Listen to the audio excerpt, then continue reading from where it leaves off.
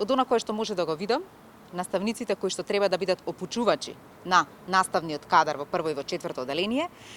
се веќе со расчистени дилеми за голем дел од работите кои што може би дискутирале претходно, на кој начин да се спроведуваат, што е она кое што треба да биде придобивка од оваа концепција, и сега следува периодот во кој што тие самите ќе треба да изготват тренинзи и да ги спроведат истите во периодот во мај месец. Исто така од 15 јуни до 15 јули и последниот или третиот модул на обука ќе биде еднодневен и тој ќе биде баш пред самиот старт на учебната година. Целта на ваквото интензивно обучување на наставниот кадар е да што поспремни тие влезат во училница и да наставните програми како што се предвидени за прво и четврто оделение на тој истиот начин и продолжат да се спроведуваат. Но исто така, голема придобивка за наставниот кадар е што оваа концепција